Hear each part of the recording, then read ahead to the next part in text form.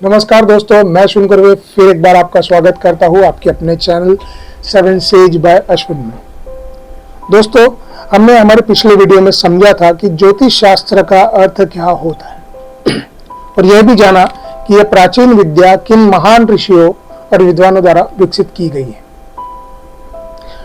और फिर हमने समझा कि जन्म स्थान और जन्म समय ज्योतिष में कितना महत्व होता है।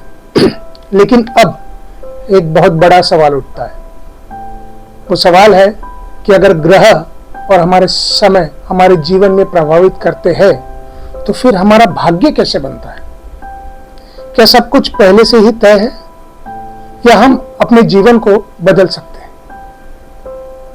इन्हीं सवालों को जवाब देता हूं मैं। कर्मफल का दर्शन। कर्मफल का अर्थ है हर व्यक्ति का भाग्य उसके पिछले जन्मों के कर्मों पर आधारित माना जाता है। सरल शब्दों में अगर हम समझे, जैसे कर्म करते हैं वैसा ही फल हमें मिलता है। यह कर्म का मतलब सिर्फ हमारे काम नहीं होते दोस्तों, बल्कि हमारे विचार, भावनाएं, इरादे यानी इंटेंशंस भी कर्म का हिस्सा होते हैं। अब समझते हैं कि संस्कार और जन्म का क्या संबंध। हमारे पिछले जन्मों के कर्म संस्कार बन जाते हैं और यही संस्कार अगले जन्म में प्रभाव डालते हैं। जैसे हम किस माता पिता के यहाँ जन्म मिलेगा, हमारा शरीर कैसा होगा और हमारे जीवन की परिस्थितियां कैसे होगी। अब ज्योतिष शास्त्र में कर्म को 3 भागों में बांटा गया। संचित कर्म, सभी जन्मों के कर्मों का संग्रह यानी पूरा कर्म स्टोर। दूसरा होता है प्रारब्ध कर्म, संचित कर्म का वही हिस्सा जो इस जन्म में भोगना तय है, इसे बदला नहीं जा सकता दोस्तों। जैसे जन्म, परिवार, कुछ निश्चित परिस्थितियां। तीसरा होता है क्रियामान कर्म, जो हमें आने वाले समय को समझने, यह कर्म हमारे भविष्य को बदलने की क्षमता रखता है।